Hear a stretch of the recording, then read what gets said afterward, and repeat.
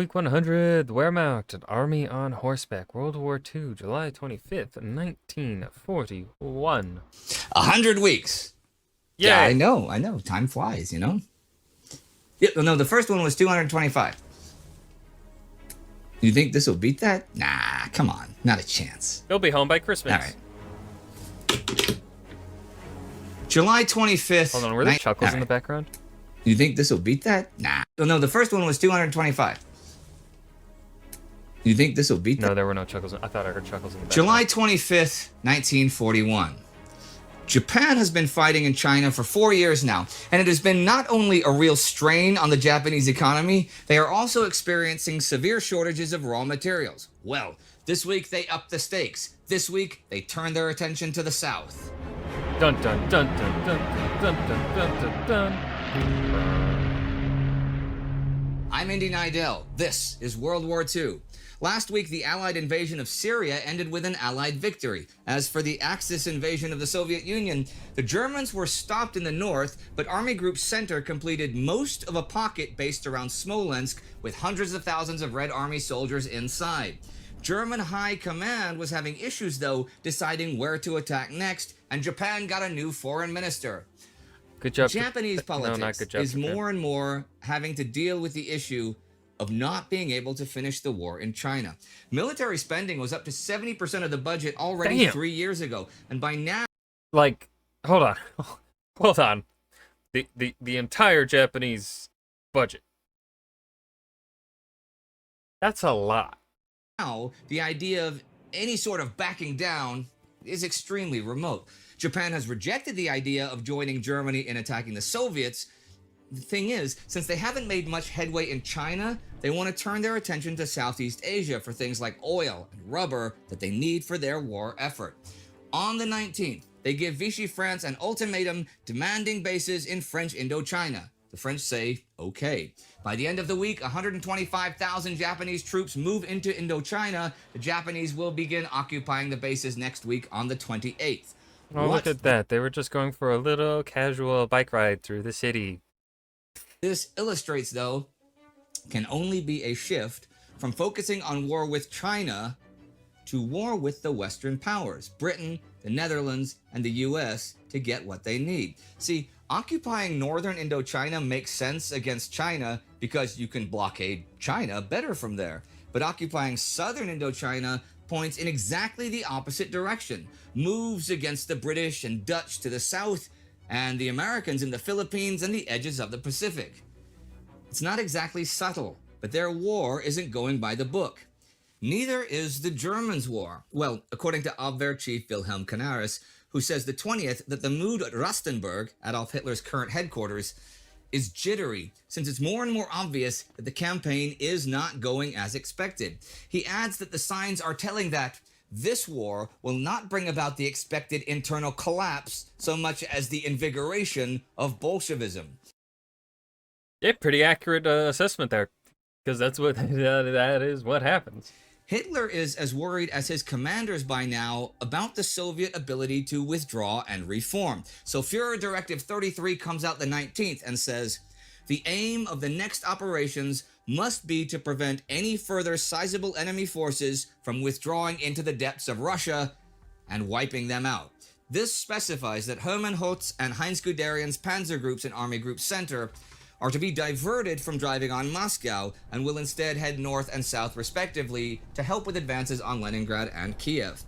Hitler is also worried about the huge amount of partisan activity already happening behind the German lines. On the 23rd, he issues a supplement to Directive 33 to the commanders of those areas, to be held responsible together with the troops at their disposal for quiet conditions in their areas.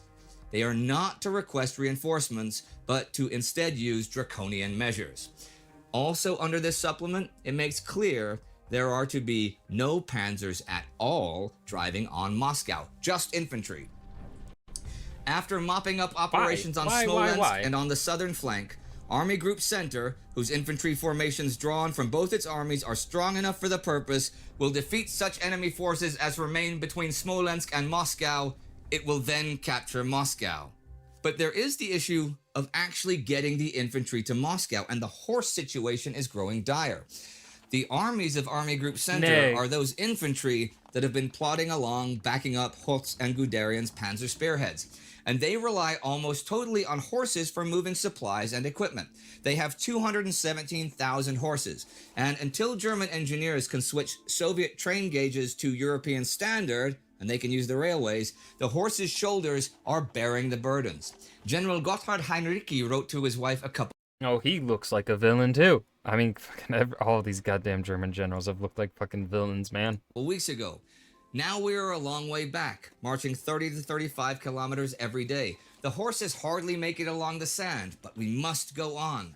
But already, even after the first week of the campaign, German Army Chief of Staff Franz Halder wrote June 29th, Oh, he has such a punchable face.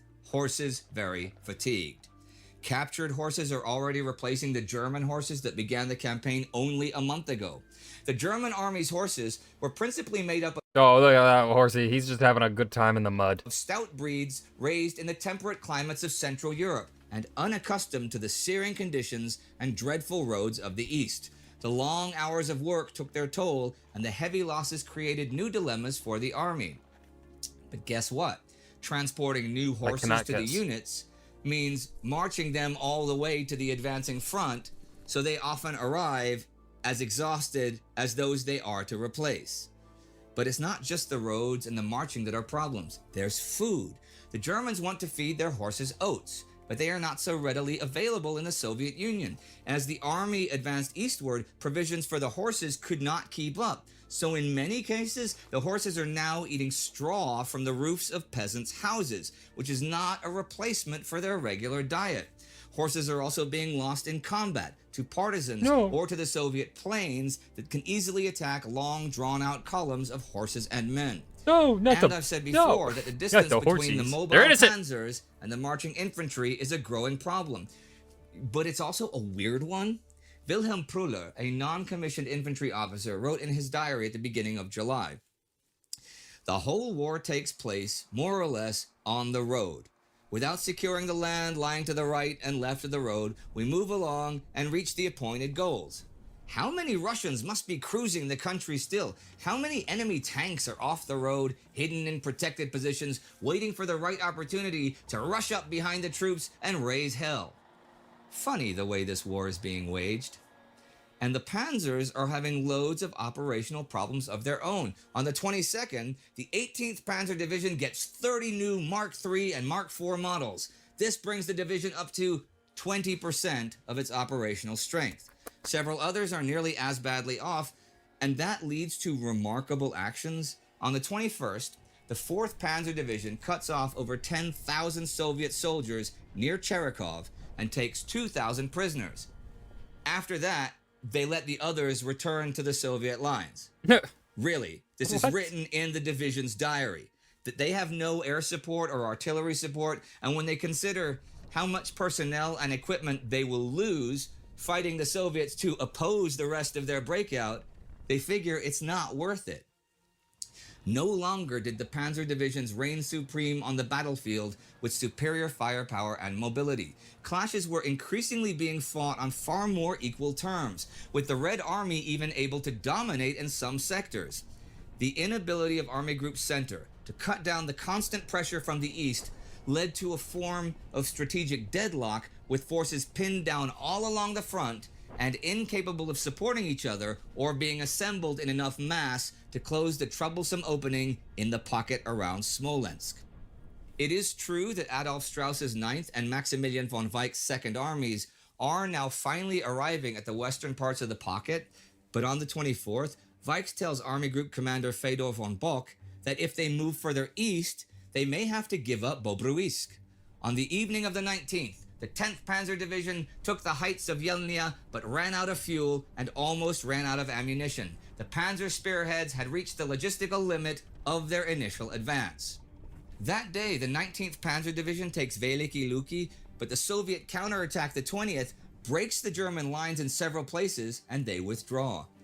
The inability to close the Smolensk pocket is also made worse by a Soviet offensive beginning the 23rd. The Soviet 20th, 19th, and 16th armies are fighting for survival in the pocket, but Stavka decides the time has come for a major counterattack. So on the 23rd, the newly deployed 24th, 28th, 29th, and 30th armies attack east of Smolensk from Belyi down to Roslavl. This is orchestrated by Red Army Chief of Staff Georgy Zhukov. The goal is to make concentric attacks on Army Group Center and penetrate and surround its defenses, relieve the three armies, and recapture Smolensk. It has big problems with coordination and logistics, but still, the offensive developed as a kind of crude blunt instrument hammering away at the German front, gaining little ground but inflicting fearsome casualties on both sides. At Smolensk, for the first time in the war, Army Group Center's panzer and motorized divisions had to conduct and organize defense, a task for which they were neither structured nor accustomed. But already from the 18th to the 23rd, Konstantin Rokossovsky, with a big mixed bag of units and stragglers that he's put together around the 38th Rifle Division and some 40 tanks of the 101 Tank Division, holds off the German panzer's advance at the Volp River and joins the Soviet offensive the 24th. The Soviet Western Front is now split in two, with Semyon Timoshenko opposite Smolensk and Yelnya, and Vasily Kuznetsov taking the 13th and 21st armies to protect the front's left flank and prevent the Germans from heading south towards Gomel and Kiev. And far, far to the west, on the 23rd, the Soviet garrison at Brest-Litovsk, who have held out against the Germans for 30 days, Oh, I didn't even know they were like under siege. finally surrender after the Germans bombard them with Karl. Yeah, Karl. It's their new mortar with shells that weigh over 2 tons each. God, But damn. the Soviets will have new supplies as well. On the 20th, the first British ship to head for Archangel with supplies, a mine layer, crosses the North Sea. There's plenty of stuff going on at sea this week, actually. On the 23rd, 2 aircraft carriers, 2 cruisers, and 6 destroyers leave Scapa Flow to carry out attacks on German ships carrying stuff from Kirkenes to Petsamo. This is at Joseph Stalin's request. Operation Substance takes place the 21st to the 27th, next week, to supply Malta. 7 transports are sent in, escorted by Force H from Gibraltar, which has been reinforced. So it's not only the Renown, the Ark Royal, a cruiser, and 8 destroyers. Home Fleet has sent the Nelson, 3 more cruisers, and 9 more destroyers. The 23rd, the Italians sink a destroyer and wound a cruiser and 3 destroyers. 1 transport is damaged the 24th, but that's it. As for German shipping, on the 25th, Scharnhorst is at port at La Palisse. 15 Halifax bombers arrive and the ship takes 5 hits. It will be out of action for several months. The Prince Eugen was hit earlier in the month, and Gneisenau is undergoing repairs. So there are now none of the German heavy ships operating out of Brest in actual service. And that brings me to the end of the 100th week of the war. Yay. With Japan beginning to head south, and the Germans planning to head both north and south, even as the Soviets are attacking them in the center. Oh, and on the 19th, the V for Victory sign is unofficially adopted as the Allies' signal. This is from a midnight BBC broadcast by Colonel Britain, urging the creation of resistance forces. I have literally never heard of Colonel Britain before. After this, resistance members paint V signs on walls and German posters and things, and it becomes the symbol. So Hitler wants to go one direction, but we've seen that much of his command wants to go another direction. There has been a fair amount of infighting, and it might well have consequences. Here's what David Stehl has to say about it. While Germany's leading generals fought among themselves and against Hitler's headquarters for direction of the Eastern Campaign, the infighting was, if anything, even more intense among Germany's political institutions, headed by some of the most unscrupulous personalities within the Third Reich, most notable Hermann Goering and Heinrich Himmler. With the toppling of the Soviet state predicted from all quarters, each man vied for the largest slice of the lucrative Soviet prize, seeking to build on their respective empires which made up the internal authorities of the Nazi state. Propaganda Minister Josef Goebbels writes in his diary his observations of this. Always the same. Spheres of authority. And then this. If we go down, then it will be as a result of these disputes. If you'd like to... I mean,